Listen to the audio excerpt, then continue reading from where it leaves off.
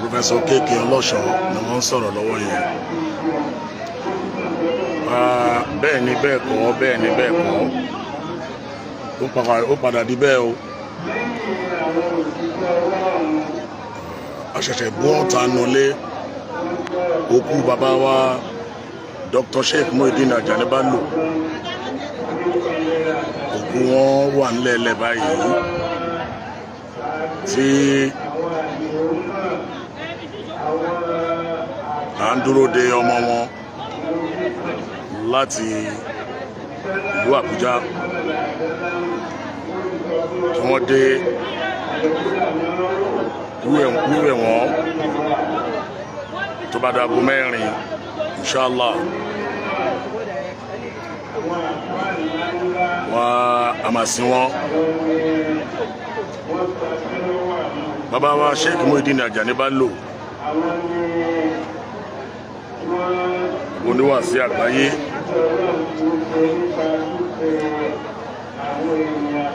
ó ti rí bẹ́ẹ̀ náà nìyẹn o.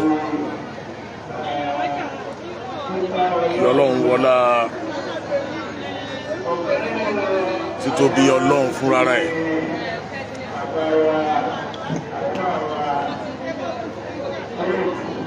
k'Ọlọ́run bá wa foríjì bàbá. Ọ̀pọ̀lọpọ̀ àwọn èèyàn ńláńlá ni wọ́n wà ń bí. Bàbá wa Alhaji Najmuddin Yasin gbogbo wa jọ wà níbi òkú wọn nulẹ̀ ni. Ọ̀pọ̀lọpọ̀ àwọn àlùfáà ńláńlá lágbàáyé ni wọ́n ti wà ń bí. Bàbá yẹn bẹ̀rẹ̀ ayé wọn pẹ̀lú tọlọ́hun.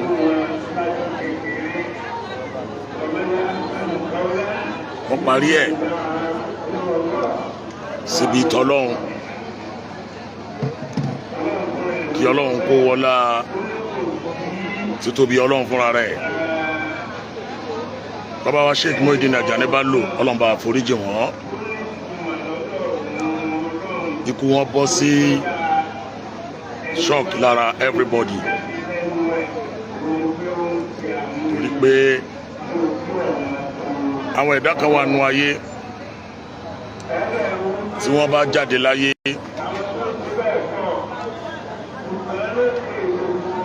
kí n wo ọjọ́ orí wọn,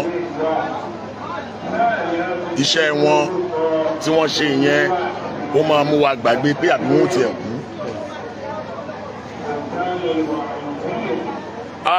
Iṣẹ́ bàbá wa Sheikh Muyideen Ajani Bello ó mú wa gbàgbé pé àbí bàbá yẹn ò tiẹ̀ kú.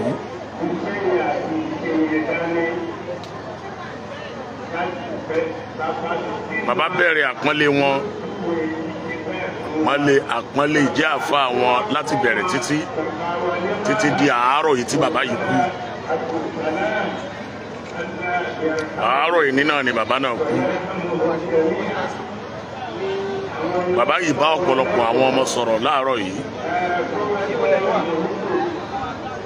Dúró ti rẹ̀ wọ́n ti tó bí ọjọ́ mélòó kan.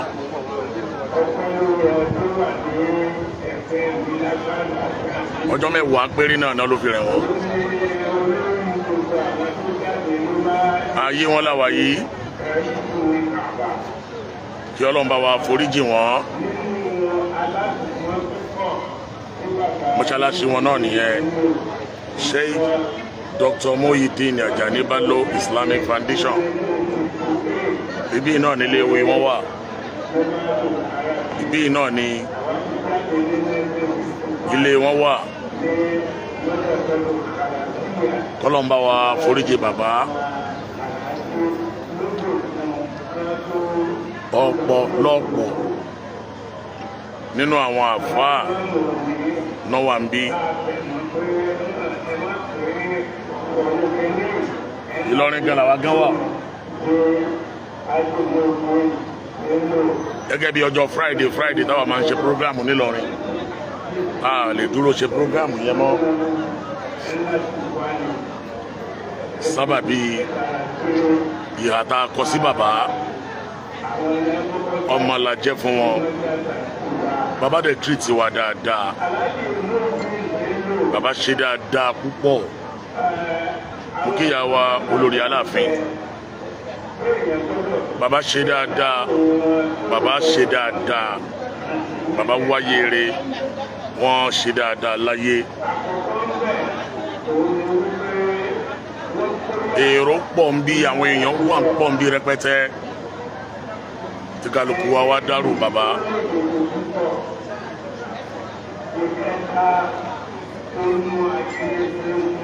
A ní opportunity láti wọnú ilé níbi tó kù bàbá wa, èmi àti àlùfáà wa Habibullahi Afa Saki adébẹ̀, omi bọ́ lójú wa sábàbí wípé ọ̀rọ̀ rí ńlẹ̀ẹ́lẹ̀ yìí, wá síre ńlẹ̀ẹ́lẹ̀ yìí, wá síre ńlẹ̀ẹ́lẹ̀ yìí, ọ̀rọ̀ ládásù ni wọ́n tẹ́ sílẹ̀ ńlẹ̀ yìí. Allahu Akbar, Allahu Akbar, Allahu Akbar.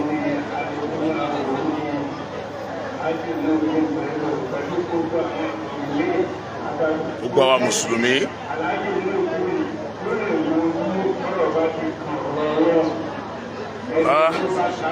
a kó arábẹ́ra kù, pàápàá jùlọ ní South West wa, a kó arábẹ́ra kù. Igi ńlá lówó yìí, igi ńlá wo alikiyama kú àlejò. Báwa gidi ṣe òru ni mo ti rí wípé lórí status yìí ẹ wá post àwọn fọ́tò wọn láti gba kékeré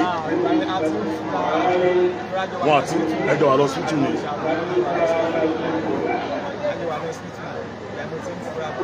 Bàbá ti ń lọ ó wá rí pé ń post àwọn fọ́tò wọn láti gba kékeré tó fi bẹ̀rẹ̀ wọn rẹ̀ ni.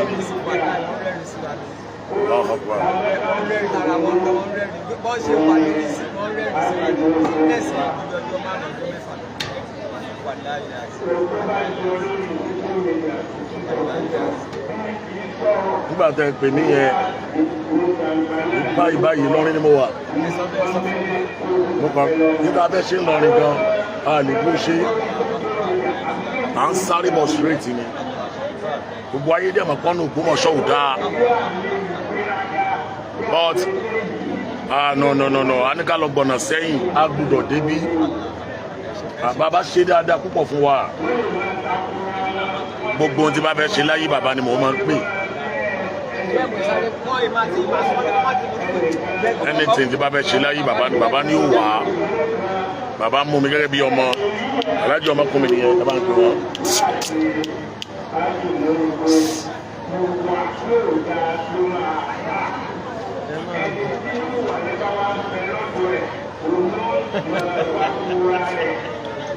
Gbogbo ohun tí bá fẹ́ ṣe láyé bàbá ni mo máa ń pè. Gbogbo ayé dẹ̀ jẹ́rìí sí bẹ́ẹ̀.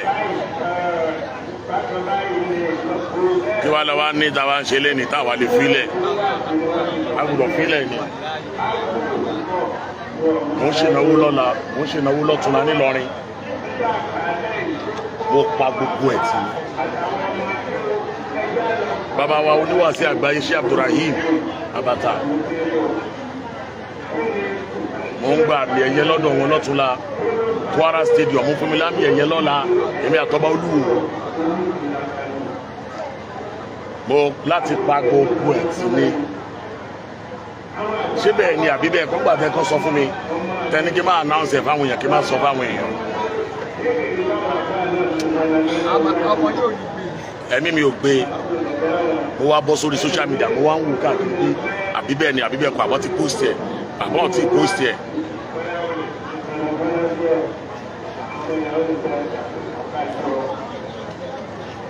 Mo pe Afa Saki, mo ní Afa Saki á kó ń lọrin báyìí o. Ẹ̀yà ó yá bísímìlà ẹja máa lọ. Àwọn nọ́ọ̀sì ọ̀sùn ṣe lọ́wọ́.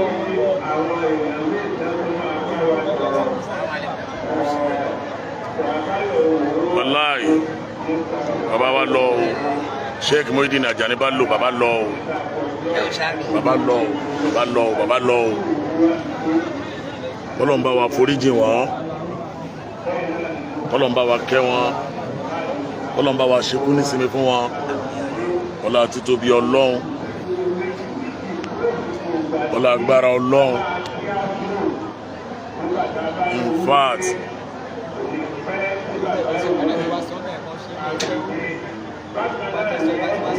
ṣé ń bẹ̀ yẹn mi lè sọ̀rọ̀ sínú máìkì ń bẹ̀ yẹn mi lè sọ̀rọ̀ sínú wọn ní kí wọ́n sọ̀rọ̀ bẹ́ẹ̀ mi lè sọ̀rọ̀ sínú máìkì bẹ́ẹ̀ no baba no ẹ̀ma kí n kọ́ shock bẹ́ẹ̀ ni pé yóò kú rí ìwà dáadáa bàbá jẹ́ kéèyàn gbàgbé pé àbí bàbá máa kú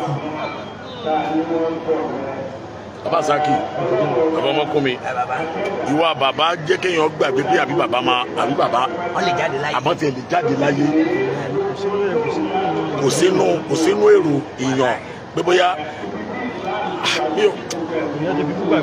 bí ìbọn ń ra fún wọn lọ bẹ́ẹ̀ tí wọn.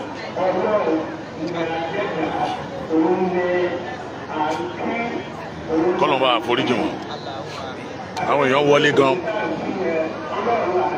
gba àwọn èèyàn ni wọ́n wọlé yìí gba tí mo pe èmi àti bàbá yà sí àjọ wà nínú lẹ́mí òkú wọ́n sí ni gba tí mo pe MC àjọ wà nínú mọ́tò rẹ̀ rí ọ̀tùgbọ́ gba tí mo pe pé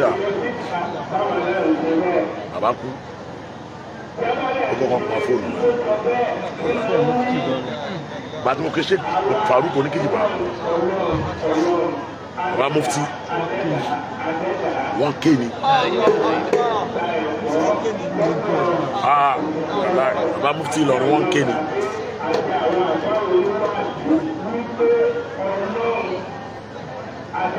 bàbá dá púpọ̀ tí bàbá fi jáde láyé bàbá ò gbowó wá sí lọ́wọ́ ẹnìkan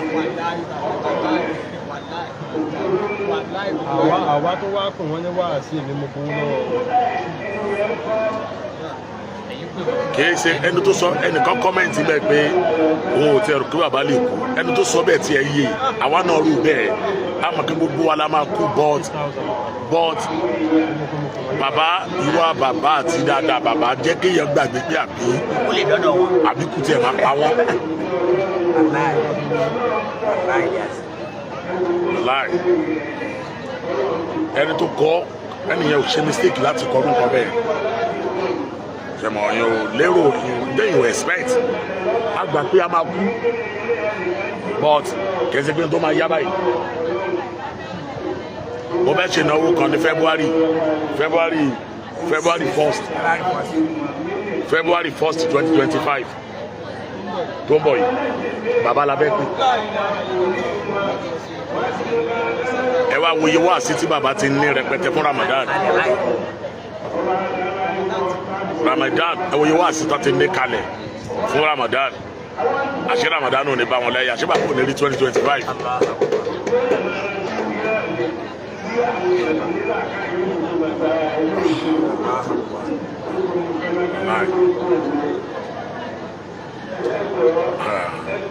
ẹni bá wà lójú ọ̀nà alálàáfà Abidas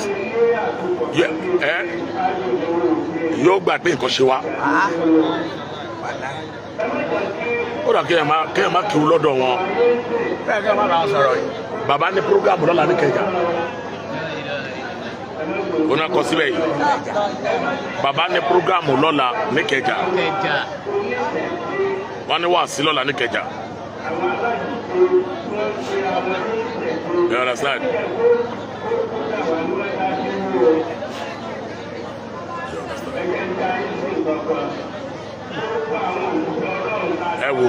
ẹ wòran wallahi he is a role model.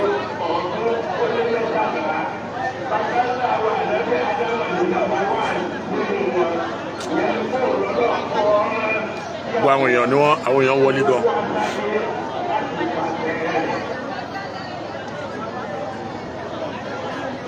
bàbá tí ó ṣe wá sí bàbá sọ fún mi lọ́jọ́ kan wàláhì tàlà bàbá ní táwọn bá ṣe késẹ̀tì wọ́n sọ fún mi lọ́jọ́ kan wàláhì tàlà wàláhì tàlà wàláhì tàlà wọ́n ní táwọn bá ṣe késẹ̀tì lórí Nàìjíríà táwọn bá ìjọba wí tó bá dijọ́ kejì ìjọba dẹ̀ máa fi owó àwọn káàkiri. wọ́n jọ sọ fún wa ni wàláhì inú pálọ̀ wa yìí náà ti sọ fún wọn jọ́dọ̀ táwọn bá ṣe wáàsí táwọn bá ìjọba wí tó bá dijọ́ kejì ìjọba ó dẹ̀ máa fi owó wá àwọn káàkiri àwọn wa sọ fún àwọn ọmọ pé kọ́mọ aláwọ̀ sí ní látàyè ìjọba ológun.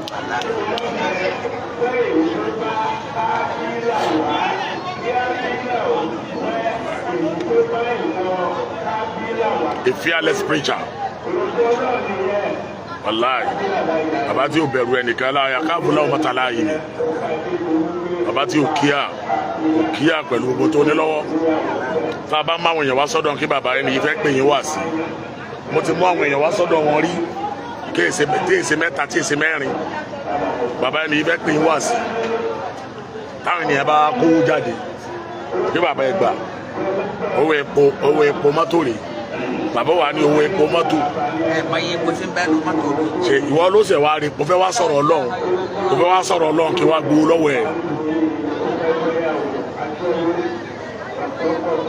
kí nìyẹn ti wá táwọn èèyàn bá ti wá bàbá wa ní gbowó kò ní gbowó ó wá dijọ́ kan ó wá Amẹ́ríkà wá ẹni yẹn wá ní bàbá yìí ò mà ní mo ní bàbá ò ní gbowó o tẹ́ ẹ bá fẹ́ kí bàbá yìí gba owó tẹ́ mú wáyé ẹ kà sọ fún bàbá pé bàbá owó àdúrà ẹ má lówó epo mọ́tò ẹ fi ṣàdúrà fún mi ẹ má lówó epo mọ́tò ẹ dẹ̀ má sọ wípé owó wáàsí ẹ dẹ̀ má lówó òrìṣẹ́ ẹ kàn ní ẹ fi ṣàdúrà fún mi bàbá débẹ̀ lẹ́nu yẹn bá ní bàbá owó àdúrà bàbá ní owó àdúrà àbúrò kínni.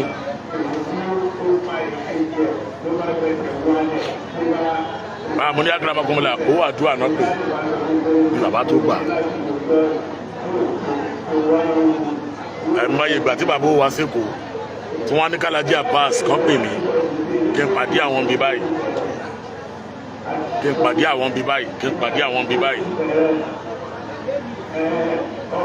bí 15 years ago bí 20 years ago wàláhì kó tó di bó ní wà síwádìí mẹ́ta tẹ́ńkọ̀bọ̀ lẹ́nìí àwọn èèyàn máa ń dúró de késẹ́ẹ̀tì lẹ́tọ̀ bàbá tó bá fẹ́ jáde bẹ́ẹ̀ ni tí wọ́n ń dúró de wọ́n fẹ́ ka bọ́jẹ̀tì Nàìjíríà rẹ̀.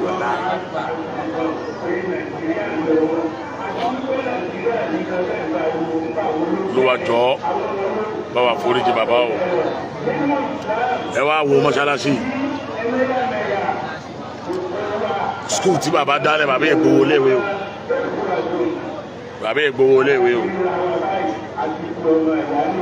Alhaja Afọláṣadé Ọpẹ́yẹmí ó ní I am a testimony of what you are saying sir bóyá àwọn náà ti pe bàbá rí tí bàbá ò gbowó lọ́wọ́ ẹ̀rí báyìí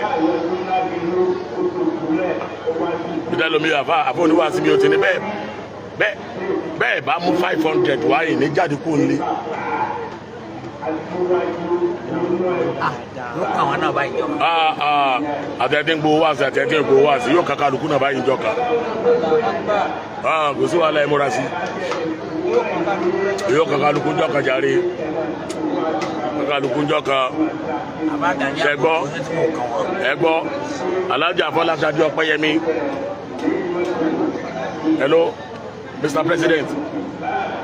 Wọ́n máa sún wọn láago mẹ́rin o bàbá Yàsíngọ́ ti débi mo ti ń pe nọ́mbà yín látàkọ̀kọ̀ lọ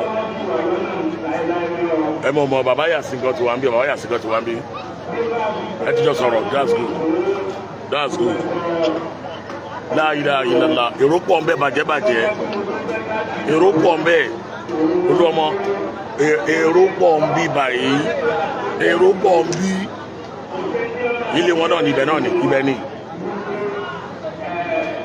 ibẹ̀ ni big loss ní MC nǹkan ńlá ló ṣe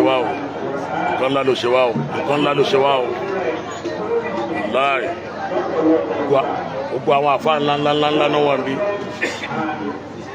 màá jẹ́ tó bí program yẹn bá ṣe máa jẹ́ tó bá yẹ pé tó bá jásí pé jọ́ mẹ́jọ náà máa ṣe tó bá yẹ pé jọ́ mẹ́ta ni màá jẹ́ kẹ́ tètè mọ̀ màá jẹ́ kẹ́ mọ̀ Ọlọ́run á bá mi ṣọ́ yín Ọlọ́run á bá mi ṣọ́ yín.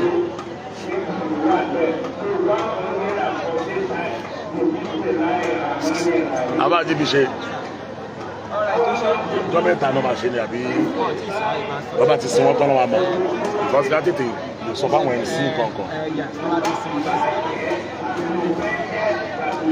Alájà Fọláṣadé ẹ̀gbọ́n tí wọ́n kọ ẹ̀gbọ́n tá alájà ẹ̀ kọ Alájà Fọláṣadé Ọpẹ́yẹmí ó ní bàbá ọ̀nà my nekai from Ìbàdàn to Ẹdẹ láì gbá wà náírà lọ́wọ́ àwọn.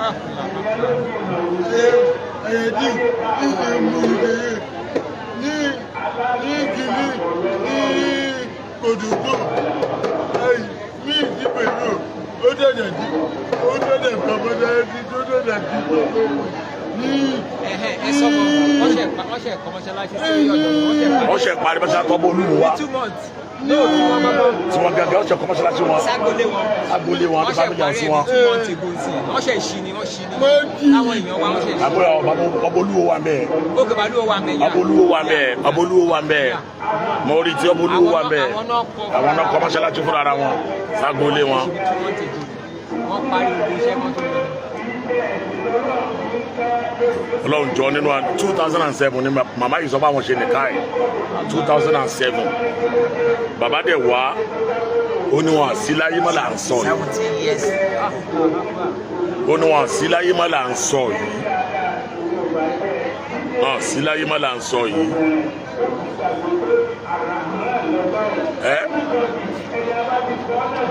tó gbé àwa náà da gbogbo ta nílẹ̀ láti lọ rìn àwọn tó wà lẹ́kọ̀ọ́ àwọn tó wà níjẹ̀bú àbá àti ẹ̀wà pẹ̀lú wọn lọ sùúrù tó fi kú mi wọ́n wà lọ sùúrù pẹ̀lú wọn tó fi kú mi. Bàbá Yàsín sọ fún mi wípé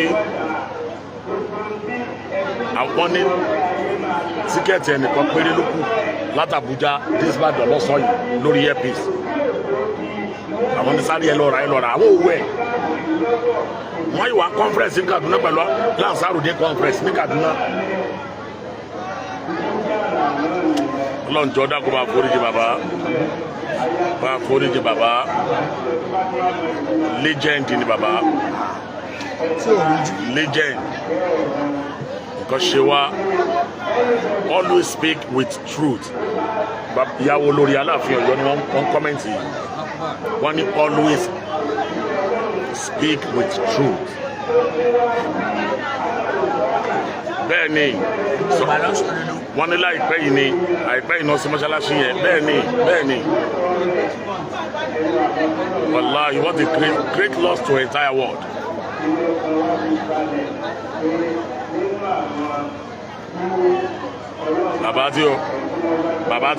bàbá tó máa rólówó tó máa ráwọn àwọn ọba lọ́ba tí ó dé ìjọba tó bá tó wá ráwọn ìjọba lórí ìjókòó eégún bàbá tó wá lé pé mizali wá bá yín ní ọ́fíìsì ọlọ́mú yín wá bá mi lọ́fíìsì mi. mẹ́jọ tí Adúmábí bóyá òun ló kú ni Adúmábí ló kú gbogbo àwọn Tinubu ti di pírẹsidẹ́ǹtì gbogbo wọn náà wà ń bẹ̀ ó sọ bàbá yẹn sọ ọ sọ ọ̀rẹ́ wa grand chief Imam of Ẹ̀pẹ́ níjọ́ tá a fi ń jẹ oyè lẹ́ẹ̀kan jẹ Imam Ẹ̀pẹ́ bàbá la gbé lọ bàbá sọ lọ́njọ́ nínú àná ẹ̀ bá foríjì bàbá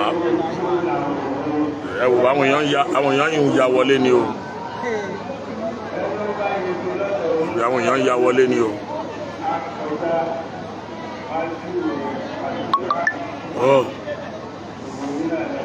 Bí ó bá ṣe tó ń jẹ́ a máa jẹ́ kí gbogbo everybody gbọ́ bí ètò yẹn bá ṣe ń lọ.